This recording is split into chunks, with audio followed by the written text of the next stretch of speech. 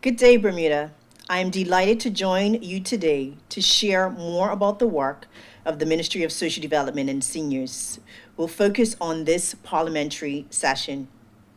As outlined in the 2022 Speech from the Throne, the government, in partnership with Safe Lives UK, will introduce a multi-agency risk assessment conference, MOROC model, in which all necessary agencies are engaged in a more coordinated plan of action to manage the conduct of perpetrators and provide protection for victims of domestic violence. The COVID-19 pandemic magnified the unfortunate fact that economic stresses lead to increased social dysfunction and domestic abuse and family violence in some extreme cases. A multi-agency risk assessment conference, a MOROC, is a meeting in which representatives from critical agencies share information on the highest risk domestic abuse cases. Representatives such as the police, child protection, housing, health, domestic violence practitioners, probation, and other specialists from the public and private sectors relevant to the case at hand. The primary focus of a multi-agency risk assessment conference, a MOROC, is to use all relevant information to discuss options to create a coordinated action plan to safeguard the adult, victim, and children where applicable. It will also connect with other agencies to manage the perpetrator's behavior. I am pleased to share that the Ministry of Social Development and Seniors, the Bermuda Police Service, and the Center Against Abuse, in partnership with Safe Lives UK, who are specialists in domestic violence, have already commenced this collaborative initiative. Bermuda will be the first country to implement a MOROC outside of the 270 plus existing conferences across England, Wales, Northern Ireland, and Scotland. At the heart of a MOROC, as defined by Safe Lives UK, it is the working assumption that no single agency or individual can see the complete picture of a victim's life, but all may have insights crucial to their safety. Our efforts will focus on a national cross-ministry and agency approach to increase public awareness of the damaging effects of domestic abuse and family violence on the island's public health, and improve the island's systematic response to domestic violence and abuse. Bermuda remains committed to ending domestic violence, and establishing our own MOROC is vital to safeguard our people. It would also strengthen our commitment to the UK ratification of the Convention of the Elimination of All Forms of Discrimination Against Women. This is growth in a positive direction for Bermuda, and on behalf of the government of Bermuda, we'd like to thank all the agencies working alongside us to implement this vital resource. We understand the importance of all agencies working together for a common cause and goal, as addressing the safety of domestic violence victims requires a coordinated approach. As we continue the work to progress this initiative forward, we will keep the public informed on our progress. At this time, I would like to take the opportunity to provide progress updates of the previous Ministry of Social Development and Seniors Throne Speech initiatives made over this past legislative year. Initial amendments to the Senior Abuse Register Act have been identified. During the past year, Aging and Disability Services, which falls under the remit of the Ministry of Social Development and Seniors, commenced engagement with key stakeholders such as the banks and the National Anti-Money Laundering Committee. Their focus has been on improving the reporting, investigation, and protection of seniors from financial exploitation within the current legislative framework and using existing resources. The ministry has also hosted radio and online talk shows identifying solutions to protect seniors from financial abuse. To protect seniors against the growing prospect of financial abuse, our ministry is aware that more substantial protection is needed. This will require further development, and the work will continue as we look into key resources such as the Office of the Public Guardian. The ministry has been diligently working to finalize a consultation paper on introducing a formal register of persons with disabilities. We have done extensive research on what databases currently exist in Bermuda that collects data on persons with disabilities and on other jurisdictions that have successfully established registers for persons with disabilities. In 2023, the public consultation will commence. The purpose is to consult with the general public on the feasibility of establishing a national disability register, recognizing the views of persons who have a disability and those who are parents, guardians of persons with disabilities, and whether they would utilize the registry. It's critically important to advancing this initiative. The government remains committed to ensuring that all men, women, and children with disabilities have the easiest access to services and assistance for enhancing their lives. A national disability register will assist in identifying which essential services and the extent of the services required by those living with disabilities in Bermuda. During the past year, the Department of Child and Family Services undertook intentional actions to strengthen child safeguarding and reduce children's harm, abuse, and distress in Bermuda. Some of the work includes the Counseling and Life Skills and Assessment Unit within the Department of Child and Family Services have looked into and engaged in specialized assessment and treatment training for child victims and child offenders of sexual abuse. Litigation guardians were selected, appointed, and trained. The primary purpose of a litigation guardian is to inform the courts about a child's voice and their professional analysis of what is needed to happen going forward to guarantee that a child's safety and well-being is in place. National Child Safeguarding Committee, which the Department of Child and Family Services is a part of, is developing a national child safeguarding policy that is anticipated to be released in 2023.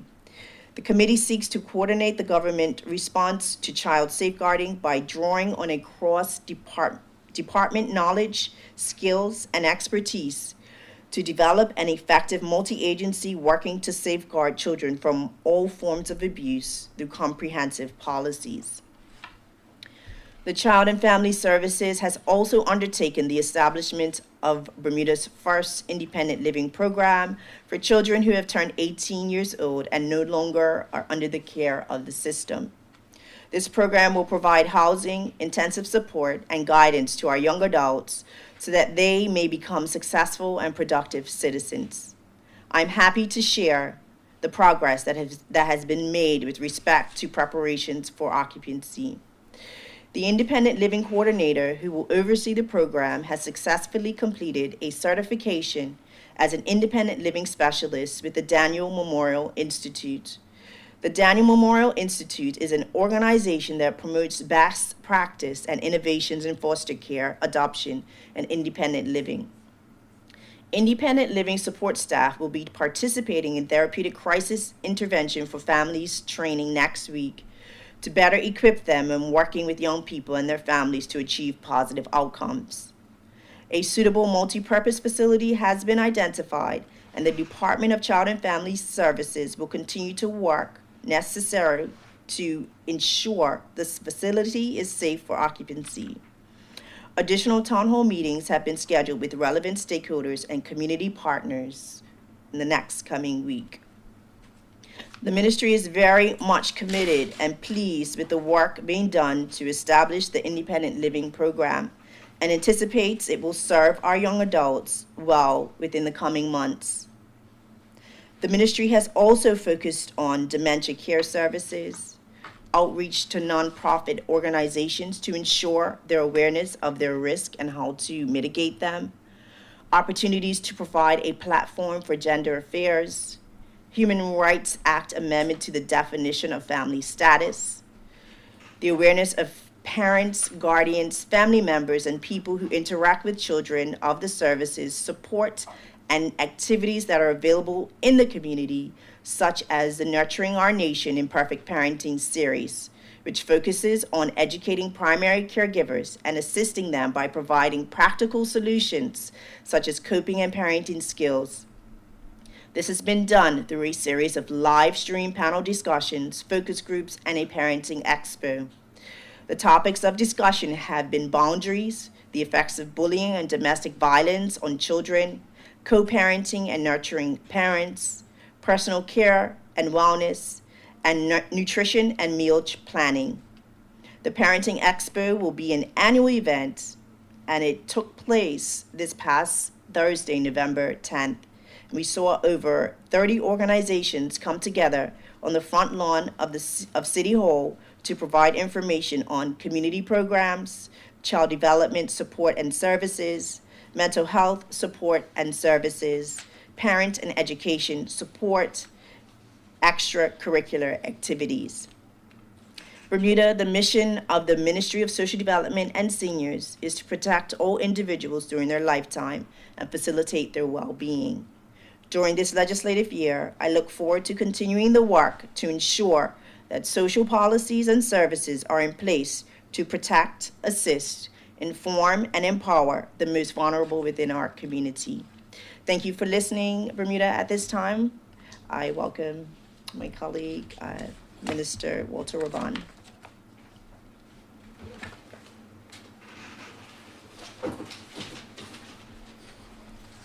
Good morning, and thank you, Minister Furbert. Good morning to the media and everyone who is listening today to this press conference.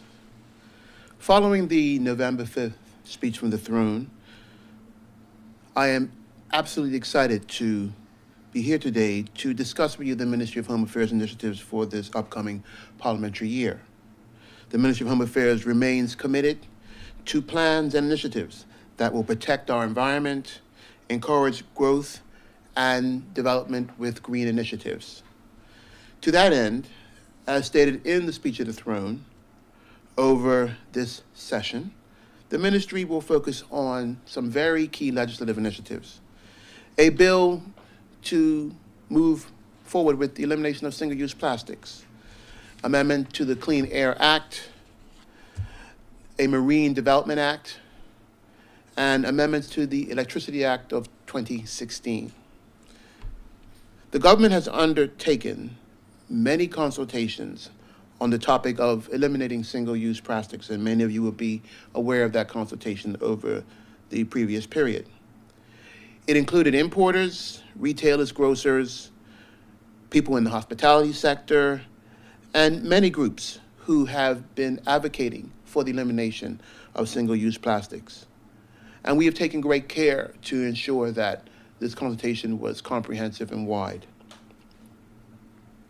Representatives from the Ministry of Home Affairs and the Ministry of Public Works, together with various community stakeholders, held 5 public information sessions with over 250 persons registering for participation.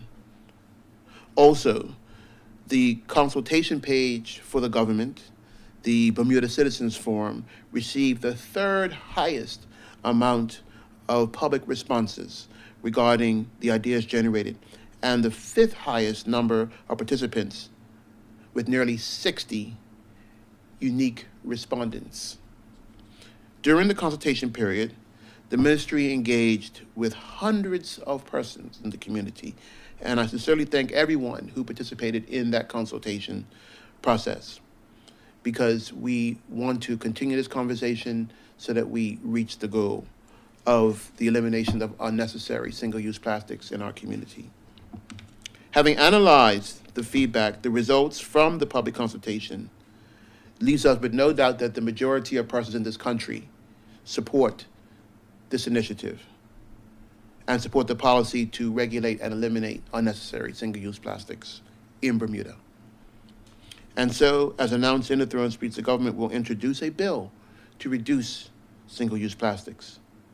We are taking a phased approach to this initiative, and the first phase will be in the legislation for this session. As we move forward with legislating single-use plastics, We will ensure that the most positive impact on the environment and human health is a result, while simultaneously minimizing any negative economic impacts. One of the key initiatives of this process is to minimize the economic impacts that such steps will take on local businesses and other organizations. We are aware of the need to ensure that the phased approach that we are using is certainly realistic, clearly communicate what the legislative requirements will be, making allowances for some single-use plastic items that do not currently have alternatives in the marketplace, and allow exemptions, particularly for medical and other uses, which certainly cannot be eliminated at this time. Further public consultations will occur. These include meeting with and sharing the draft legislation with those most affected, such as our grocery stores, importers, restaurants, caterers, and retail outlets, and obviously those in the hospitality industry who rely on these products, and to obtain their feedback. We will also explore how government can help businesses to manage the move away from single-use plastics. Considerations including altering import tariffs to minimize economic impacts are being looked at. And at the same time, we will continue public education, which is very necessary in this, and create campaigns around that, which are designed to support behavioral change with the use of these products. This is something that we all have to participate in. We all need to change our behavior on the type of single-use products, plastic products that we use in the community. In line with protecting our environment from single-use plastics, we will also work to ensure that the air that we breathe is clean and healthy. Initially developed in 1993, the Bermuda Clean Air Act used concentration limits based on international data available at the time. And that now needs to change. On the known health effects on people, including respiratory and cardiovascular effects, such as asthma, during that period. But we all know now that these things have changed. There's a lot more information that's understood about these issues, and certainly the concern about the climate and the environment means that we now must look at changing these standards and make them more representative of the concerns and the issues that face us today. The island's outside air quality continues to be monitored to the appropriate standards as they exist. In the 30 years since the drafting of the regulations, understanding that health effects on air contaminants from combustion engine sources have been refined, air quality standards created more recently in other jurisdictions overseas are typically more stringent than those used here in Bermuda. Additionally, other than as a nuisance under the Public Health Act 1949, offensive odors under current legislation are not adequately covered. The department frequently responds to odor complaints by the public caused by licensed facilities, such as spray paint booths, the Belco electric generators, sewage treatment plants, large fuel storage areas, and the Southside Crematorium, Marsh Valley Compost Facility, and although rarely, the Tynes Bay Waste to Energy Facility. Amendments to the Clean Air Act will update and introduce new measures to address air quality standards and align with the UK and the European Union based on the latest health and safety data on exposure of air contaminants to human beings. They will also introduce measures to minimize as much as is possible and practicable the impact that nuisance odors have on the general public, especially in our residential areas. I think there's something that people need to know is that, ironically, with the studies that we've done, most of the issues around clean air, in particular, that the contaminants that are the most pervasive are not from the Belco Stack or the Tynes Bay, but actually from our cars. So the quicker we move towards electrification of transport, we eliminate a considerable amount of contaminants in our air and in our environment. The Marine Development Act, now that the public will know more about an area that is particularly concerning and I'm very passionate about when it comes to protection of the environment.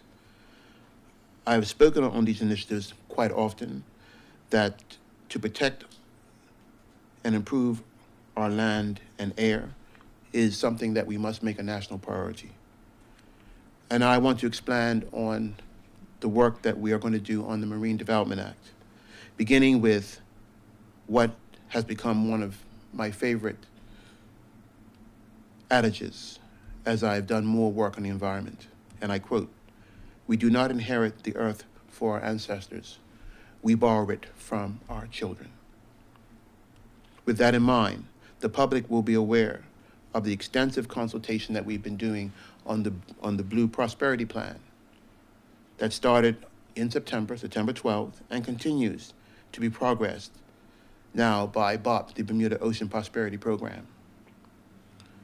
Originally scheduled to end November 12th, the consultation process has been extended to December 13th, 2022, to give the public and all stakeholders an opportunity to give even more consultation and to understand more about the plan, and so that we can get more feedback to understand the issues that many may have around the plan and how the plan will shape an opportunity to show people how it will shape our economic and environmental decisions, particularly as it relates to our marine environment.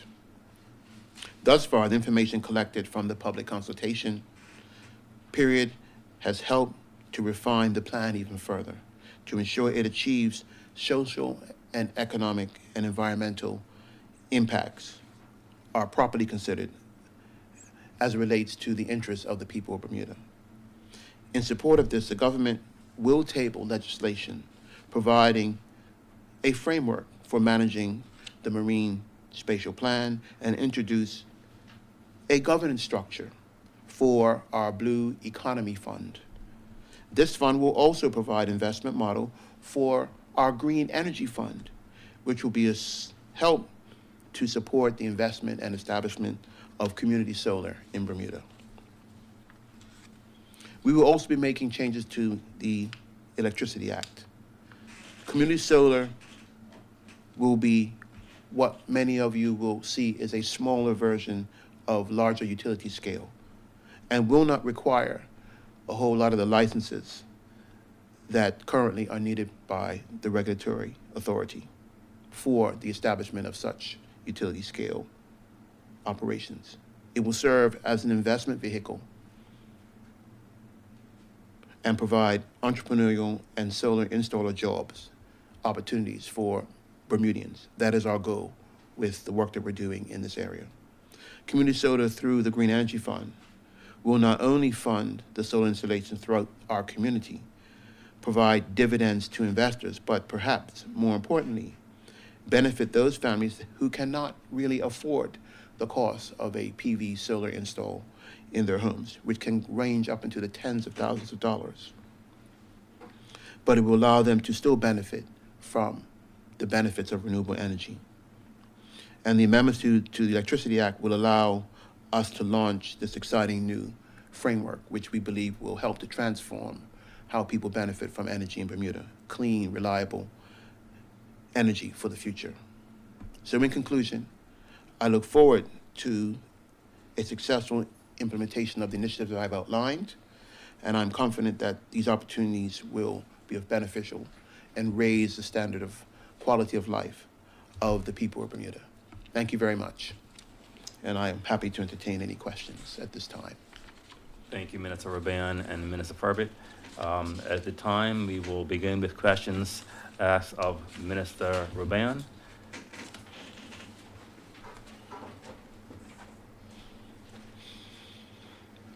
Good morning. Fiona McWhirter from the Royal Gazette, and thank you very much for your remarks this morning. Starting off, you talked a little bit about the single-use plastics pledge. We first heard about this pledge in 2018, at which point the throne speech said that single-use plastics will be eliminated by 2022. Here we are 4 years later, we're in 2022. Those single-use plastics have not been eliminated, and in fact the goal has now changed to reduce rather than to eliminate. Please can you tell us a little bit about why that promise has not been kept, and why we're now going to be reducing rather than eliminating?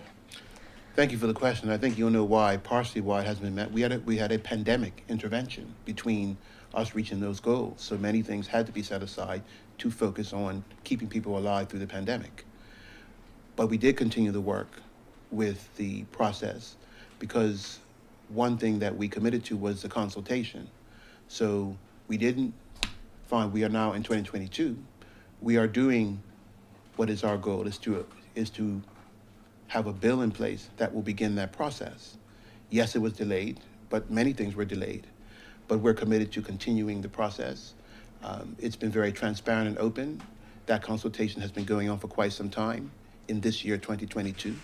And everybody knows that it's a phased approach. There was never going to totally eliminate single-use plastics this year. It was always a phased approach, which will happen over time, which we have clearly outlined. So the process will start legislatively this year, in this session, and we look forward to continuing that process, working in a phased approach over a number of periods going forward. Thank you very much. And some of the remarks you made this morning with regards to the single-use plastics were very similar ground to what was covered in March of this year. Can you tell us what's happened since then? The consultation process with the stakeholders has continued. We are working not only with, as I outlined in my statement, with businesses and other interest groups like Beyond Plastic we've been talking to and working with them, and other stakeholders in the community who are interested in this initiative. We want to get this right in a way that is appropriate. So yes, our goal is to ensure this process starts this year, because we were never going to eliminate them in one single swoop. That was never the plan. Our plan has been very clear. It's a phased approach. It will start with certain items and then graduate as is realistically possible with other items to ultimately see an elimination over time. Thank you very much. And what's the government doing to eliminate single-use plastics in the public service? We have recyclable bins in almost every area of the government. We are working with Public Works, who's actually the waste management agency of the government, to do what we can with them. As you know, most of the plastics that are collected in the waste stream in Bermuda, plus 80, plus 90%, actually end up being burnt in the incinerator. So that, by and large, is the majority of single-use plastics, when collected, are totally eliminated from any, contaminating our environment. But there's still a problem, because we still see rubbish around the island, and we will work with the government and also non-governmental organizations to continue to improve that process. But government itself is working with us to continue to do internally as well as externally what we need to fight this particular issue. Recyclable bins don't really accommodate for single-use plastics, though. Is that not the point, that these things can't be recycled? So, and we recycle tin, aluminium and glass here, so that's not plastic. So what's the government doing to really combat the plastics issue? Well, we make sure that all waste, plastic and otherwise, that's captured in the waste stream ends up at the incinerator. And that happens for the majority of plastics. As long as they're collected and they're put in a trash can in Bermuda, they are collected and they are burned. And we will continue to advance and try and modify that process with Public Works. It's not just one ministry mind. We work with others, whether it be in government and outside government, to deal with this issue. Sure, thank you very much, appreciated. With regards to the Clean Air Act, can you confirm whether or not the government, the ministry, has consulted with the Bermuda Clean Air Coalition on the drafting of that legislation? We will be consulting on that. We are in the process of preparing the legislation. We can't provide anything if it's not quite at that stage yet. There is a particular type of process that we go through to prepare legislation. Once we have legislation to actually provide, we will consult, and we have committed to a public consultation, not just with the Clean Air Coalition. It will be available to every member of the public to look at prior to any consideration by the legislature. Thank you very much. And with regards to the air monitoring programme, we know that this was defunded earlier this year. Is there any update on whether or not that's going to be reinstated? How's that going to work? And how, I suppose, can you commit to enforcing clean air regulations if that air monitoring programme is not up and running? Actually, you're incorrect. All air Apologies. monitoring was not eliminated. That's a falsehood that's been put out in the media. It was never. There is still air monitoring going on under the law. Belco and other facilities that are by law must provide air monitoring reports. So let's make that clear. It's There not was never a independent, total elimination of air monitoring. There were a couple of key places that were supported by funding that was given to BIOS that were not happening. That's all. But all of the major air monitoring that is required under the law still happens. So I think it's disappointing that the press is putting out that there's been an elimination of air monitoring. There hasn't been. But by independent organisations, we can hardly see Belco's independent. That is a requirement for their license to monitor their air quality, which they provide reports to us. There is a couple of other areas of which we get support from BIOS. That's what we were funding. Those particular monitoring programs will be worked to reinstate in this next budgetary year. Good to hear. Thank you very much. And with regards to the LED light bulb programme that was mentioned as part of the government's $15 million economic relief, I understand that falls within your ministry. I'm sure you'll correct me if I'm wrong. But if so, what's the update on that? When can we expect households to get those? We are going through the process to get our approval for that funding to be used to purchase the light bulbs now. We're working with the Ministry of Finance to approve that funding. Do you know how much the funding will be? How much will it cost? As it's stated in the actual announcement, $500,000. Thank you very much. And with regards to COP27 ongoing in Egypt at the moment, we know obviously you were a very active and involved participant in last year's COP26. And you met representatives from the Caribbean earlier this year, and I understand there were talks to be had with regards to a unified message from the region. Can you tell us a little more about what unified message was going to be delivered from our area, and with regards to Bermuda's involvement in that, what sort of voice did we have? This year, as I have publicly announced, the decision, due to the limited amount of spaces that were provided by the UK government to attend COP27, the decision was that the majority of territories that would attend, because last year we had 6, we only had 4 spaces this time. So the decision was that because of the 14 territories, only 6 could go last time. And actually, it was actually 5 because we had a space that we had to have for a technical officer. We decided that those who did not have the opportunity to go last time, the majority of those territories would go this year. So the delegation that went for the overseas territories, and I happily excluded myself to give that opportunity to another territory. And if you recall, last year, I went as the leader of the delegation. So another territory is the leader of Yucatan this year. So the coordination of that team was handled by the leader of Yucatan for this year. So 3 other territories attended officially, and I have participated with them with helping them to prepare to attend.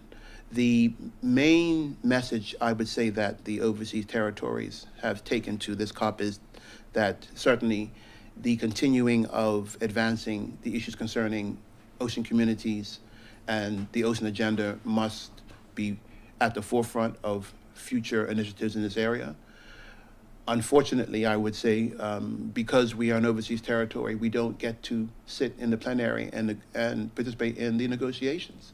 So we can only feed our message through the UK delegation. So we are doing our best to discuss those matters with the principals of the UK delegation. I'm aware that today, I believe they're meeting with Lord Goldsmith, who is the UK minister responsible for the OTs, and they're meeting with other ministers to actually advance certain key initiatives that pertain to the OTs and the environment. So that's going on. The other territories are handling that, and I have full confidence that they will make the best representations on our behalf. Super, I appreciate it. Thank you very much. Hi, Good morning, Good Minister morning. Jasmine Patterson, ZBN Bermuda Broadcasting. Thanks for your statement today. Just keeping with your Throne speech initiatives, with regards to the single-use plastics, I'm sure you would have known that grocers are struggling to get their head around how they'll be able to afford biodegradable alternatives. I wondered if the government would be in a position to help fund, those sorts of tools that they may have to use to replace single-use plastic. I actually disagree with that lifestyle position. They aren't having that much difficulty. In fact, I have to commend many of the grocers and the establishments, and that if you go in there, you'll see that a number of their items, they're already using non-plastic containers and products for what they actually provide. So I believe they're doing what they can. As I stated in my statement, and we stated continuously, we recognize that the market doesn't have everything available for us to immediately reach this goal. So we are working with the grocers. That's why the consultation process continues to make changes where they can. And I must commend many of them have made changes already. And we will work with them to make those continuous changes. I don't believe there's necessarily a need for the government to provide any support funding for this initiative, and that we want to work with them to what will be economically realistic as we make this transition. So we will work with them. We will do what we can from our standpoint to eliminate any unnecessary costs that might be associated with their transition. But again, I commend those who are already making the transition with many of their products and things. But we know that sometimes they receive stuff pre-packaged in certain types of plastics, so they can't change that. But where they can make changes, we will work with them in an economically reasonable way to make those changes. Thank you. In terms of the Air Quality Act, you mentioned that Belco stacks and the Tynes Bay facility actually produce less emissions than that of car emissions, I Yes. believe. Where does this data come from? That data can be provided, but due to the investigations we've done and research we've done to like the sediment in like tanks, in particular our water tanks, the primary elements in those sediments is actually automotive based, not from Belco, not from, and I'm talking about island-wide. Obviously, different areas of the island may be different, but the constant in those investigations and that research is actually automotive sediment and the chemical carbons that come from automotive exhaust, not from those stacks, either Tynes Bay or Belco. So that's something that we know, and the quicker that we can move away from fossil fuels as our main source for our vehicle fuel, that will be eliminated from our main environment that most of us are exposed to. Sure. And I'm sure many people will be happy to hear that you're hoping to reinstate the air quality monitoring, or at least expand it. Will the area around Belco be expanded in terms of where it's being monitored? Apparently, I believe on the south end of Belco, there is no sort of monitoring station there. I wondered if you intend to expand the monitoring program.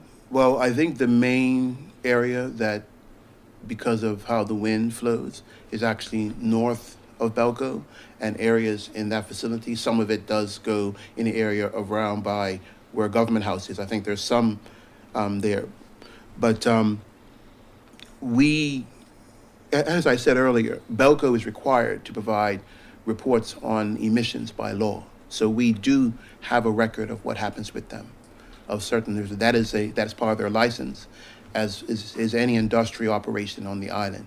They must require certain monitoring, and they provide that information to us.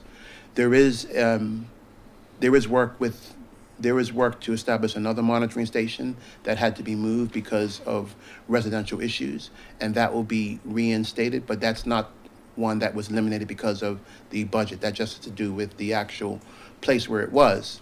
There was a requirement to move it.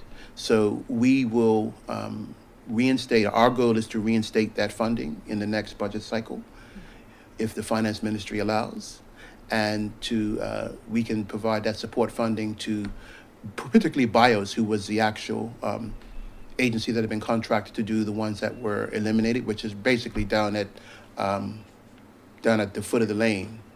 and in like another area. So it never ever did the elimination of those stations impact the monitoring of Belco. Oh, even though that was what was implied. So the monitoring that's necessary for emissions right now is still happening. But we intend to reinstate that funding so we can work with BIOS in the future to continue the monitoring that they were doing on our behalf. Do you trust Belco to give information accurately? Well, if they don't, they're breaking the law and they risk their license. And I don't believe they want to do that because that means that you and I would all be in darkness. So the stakes are high for any lack of reporting. And I must say that the team that works in my ministry is perhaps the most qualified on the island to examine and to monitor these sort of emissions. There, in fact, is nobody outside of government who has the qualifications of Dr. Smith and the team. So the government is the best and qualified agency to determine what's happening. We have historical data. If there was some question about the data, we would know. And that is not the case at the moment. Belco is abiding by the law. Obviously, the law going forward will be tougher, and they'll have to abide by that law because none of us want to be in darkness. Thank you.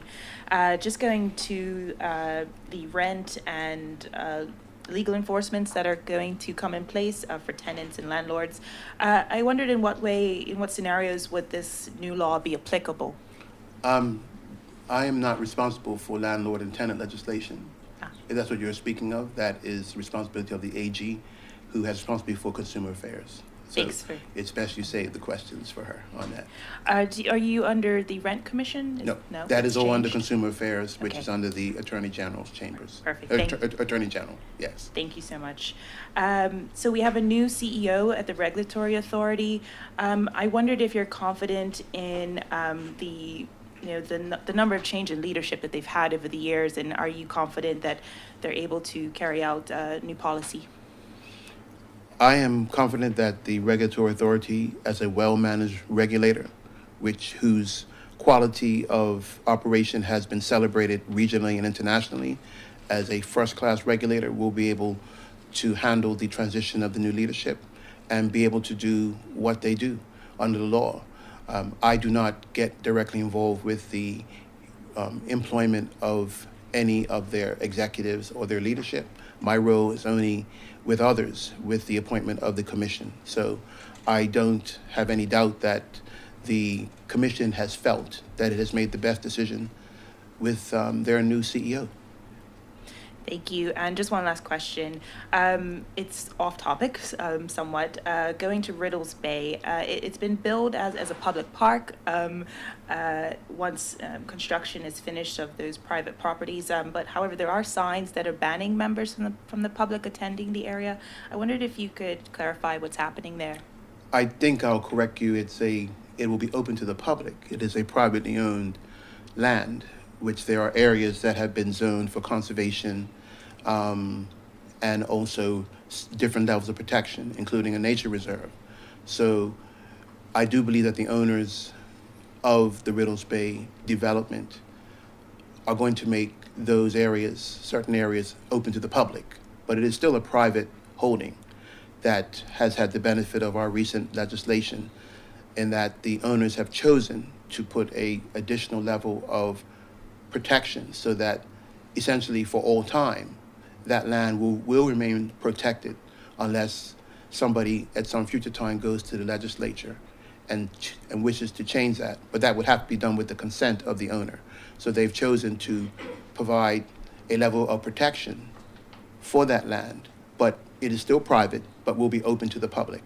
And as far as I know, people can go there now and go in certain areas of the Riddles Bay, and for public enjoyment, they currently allow certain areas.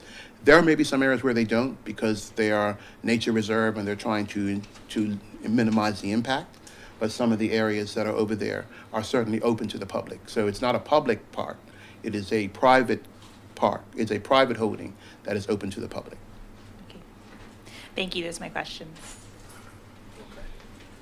Good morning. Trevor Lindsay, Tinee. One question, sir. Good morning. We've had a mass exodus over the years of population going overseas. My question is, what are the levels of air quality due to emissions from cars? Has these individuals leaving and driving in our vehicles, have the levels dropped? Or what is the air quality from car emissions? Are they medium, low, or high? Well, I would need to do a little bit more investigation around your question, but I can tell you that there remains considerable emissions in the environment from cars. We still have a considerable amount of cars.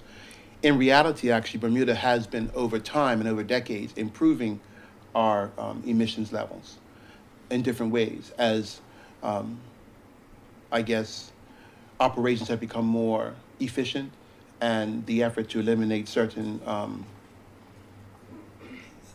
types of emissions has been pushed over time.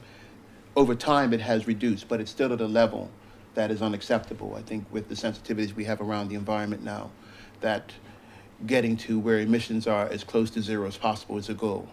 But there are still considerable emissions. The ones that are most prominent in our environment do come from automobiles, and the change in the number of people here hasn't disrupted that, because we still have cars, we still have trucks.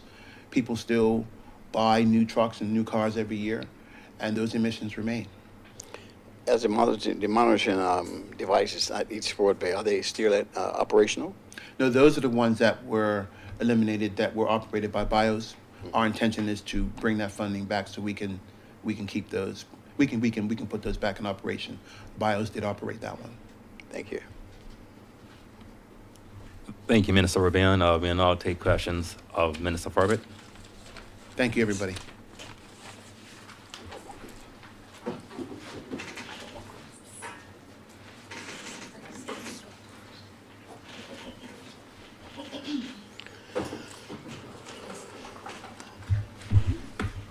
Trevor Lindsay again, TNA. One question for you, Minister Hi, Trevor. Furbert. We spoke about the domestic abusers or abuse issues since we've been in this COVID pandemic. How high have these levels? How high has this increased? And Sure. what could be the cause? Might you think? Sure, Trevor. I can only speak to statistics that's recorded through the Center Against Abuse, and these are only reported because I'm sure there are many cases out there where they go unreported. So between 2018 and 2020, there were close to an 88% increase in abuse reports, with 91 reported in 2018, 161 reported in 2019, and 171 reported in 2020. And we can all appreciate that there are many reasons why we would find an increase in domestic violence, domestic abuse, particularly throughout the pandemic. Families, intimate partners having to spend a little bit more time together, behind closed doors.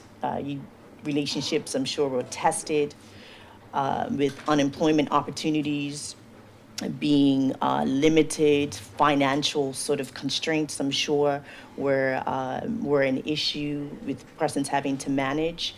And also families and children having to manage, families and children around financial concerns or issues. But there are, I'm sure, a number of reasons why we would see increases in cases of abuse. What are the levels, data on ratio between male, female, child, young and old? I don't have the data between males and females. However, I don't have the exact data on ratios between males and females. We do know that women do report more than males, but that's not an indication of whether or not domestic abuse is far more in females versus males. But with the increase, with the reporting of females, it would lead us to believe that females are highest experiencing domestic abuse and domestic violence. Thank you. And children. I don't have the exact data, but I have seen reports where there have been increases of domestic violence and abuse observed and witnessed by children. Thank you. You're welcome.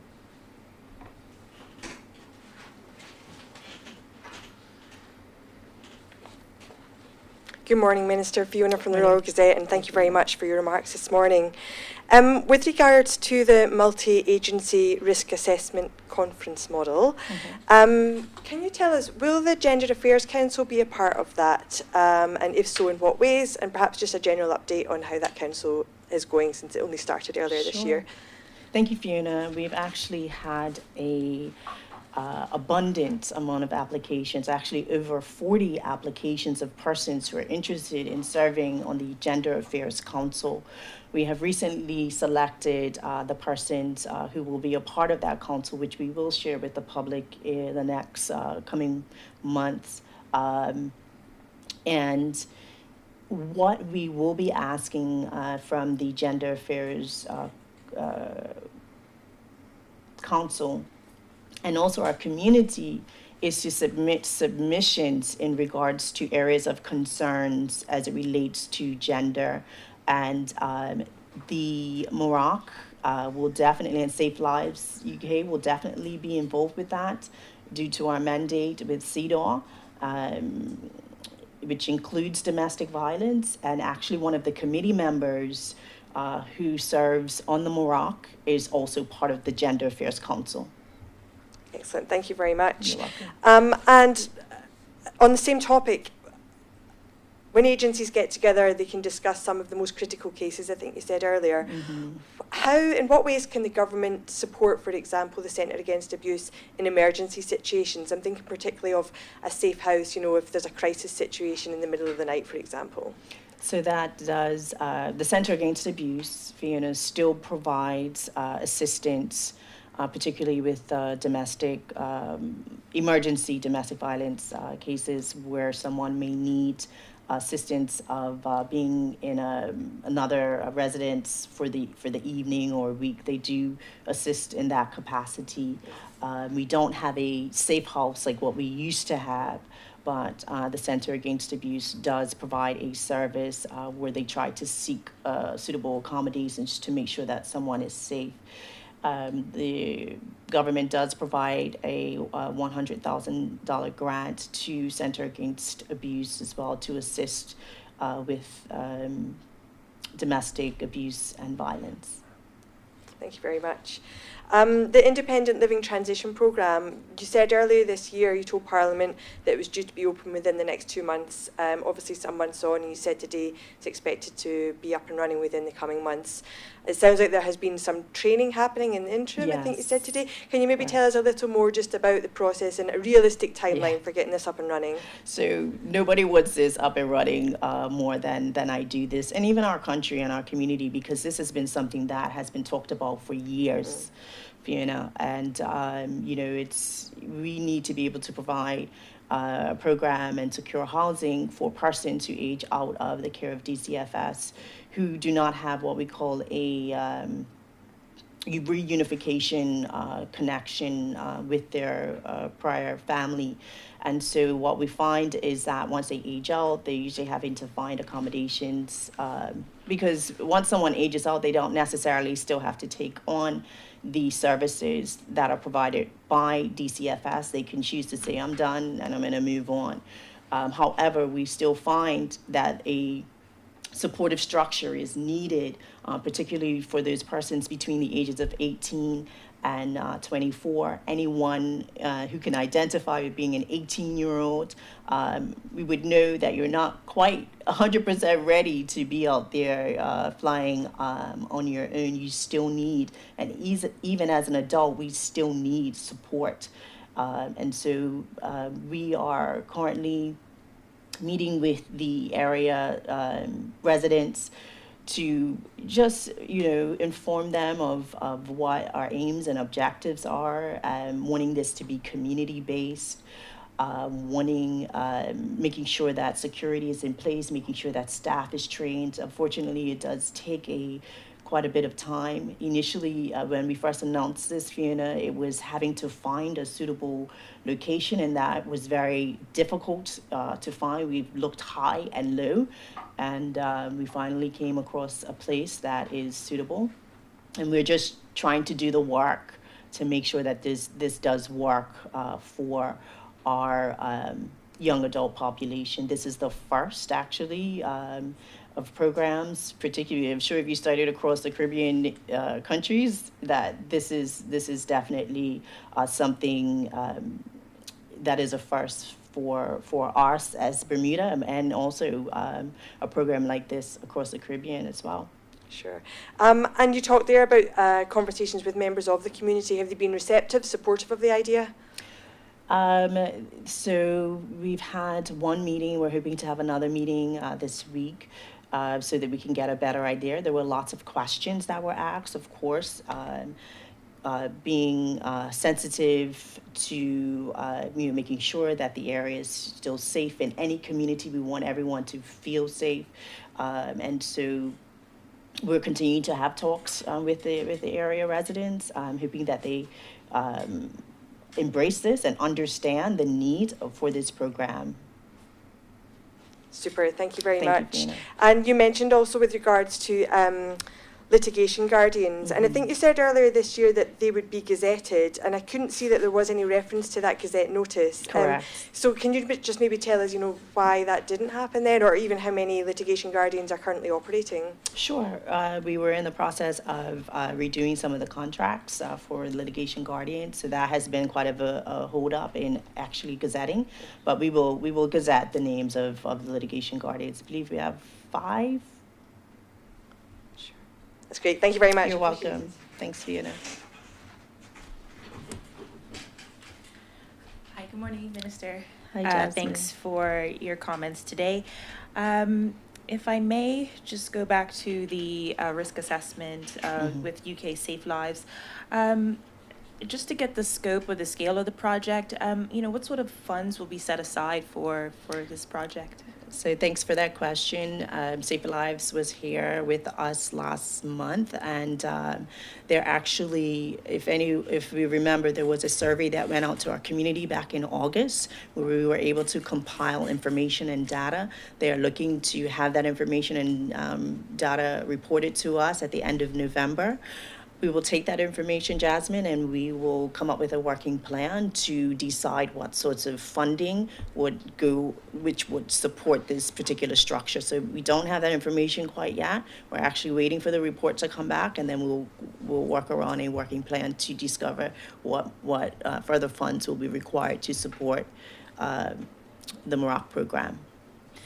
Now, there's a lot of collaboration involved, as you described. I wondered if there is, an infrastructure or a basis for those organizations to share information. Do we have a centralized database for victims and families of domestic violence? So we don't have a centralized database, but there is information that is shared by the Bermuda Police. There is information that is collected by the Bermuda Police Service, and there's also information that is collected through the Center Against Abuse. However, I do believe that the Bermuda Police Service and Center Against Abuse do share their results publicly. Yes. If I may, just going back to the independent living facility, how many young adults would qualify for to live there at present? Sure, 6 females and 6 males. Okay. Do you have their age ranges? So between the ages of 18 and 24. And so it would be persons who are aging out currently, but also persons who still fall within that age range, who may be displaced but still could apply and be a part of that program. Is there any criteria that would not allow them to be eligible to live there? So with any sort of group home living, they will have to sign a contract. This is also voluntary, and so they will have to agree to rules as it relates to group living. So there is a criteria once we go through those rules and guidelines and regulations. then, we take it from there. But there is definitely an intake assessment as well as rules and guidelines that they will have to abide by. Okay, thank you.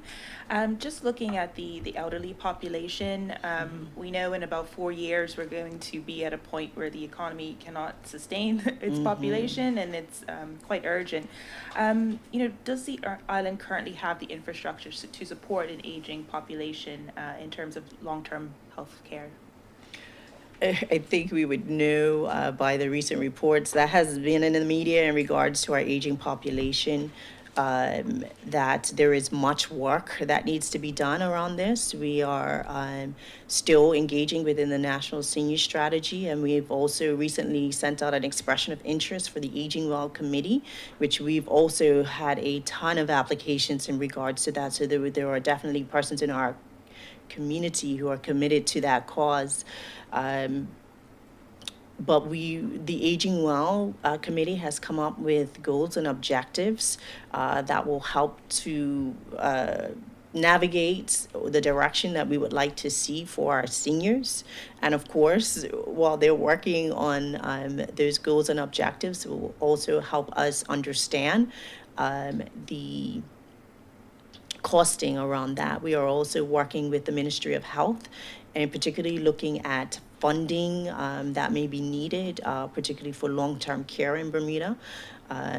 So there's still a lot of work that we need to do to even examine what that cost would look like for us as a country in supporting our seniors. Sure. With such a short time frame, do you feel that these goals are realistic? So we will look at our goals and we will try to make them as realistic as we can. There will be phases of support for these goals. And actually looking and observing the goals, there are a lot of agencies who are doing a lot of work already. A lot of work, yes. And just one last question. I'm not sure if this comes under your remit, but the vulnerable homeless population. I wondered if there was any developments in that area. We know another charity was developed to help them. But how would you describe their plight at the moment? Well, we do know that our homeless figures have gone up. This area does fall under our ministry. We have been working very closely with the charity whom the Minister of Public Works has also recently announced what government is committed to do by way of housing, affordable housing, particularly in our community, to increase that inventory so that there is more access. There's also another group that has come on board here recently, which is the Transitional Living Center, which is a housing community for women and their children. And so as government increases its support for housing, our community is also stepping up to be able to assist our homeless population. And you also want to be very careful when we use the term homeless, because some people who we think are homeless are not necessarily homeless. And there is actually a housing solution in place, but the country is moving with a housing first strategy to try to ensure that we have more home inventory, particularly for for our community. Sure, definitely. Yeah. And for those who do sleep rough in Hamilton, you see them on a night out or, just going out for dinner, is there, plans specifically to address those who are, literally sleeping on the streets? So Salvation Army still exists as an emergency shelter. The Ministry of Public Works has recently, we're going to be adding 20 new beds to the Salvation Army site. And my ministry, the Ministry of Social Development, provides an operational grant for the Salvation Army site. And sometimes it is a question of will. They do go and they ask, along with whom, can we assist you so that you're not having to sleep rough? And some people are still choosing to sleep rough. It is a lifestyle for many who have done this for many, many years. But we will not stop asking because one day it just might be the answer where they will come off of the street and not want to sleep rough. Thanks so much for your time. Thank you. Thank you, Minister. Thank you. There are no further questions. Minister Furbert and Minister Roban, I'd like to thank you for being here, and as well to the media and the listening audience. That is the end of the press conference, and everyone have a great day. Thank you.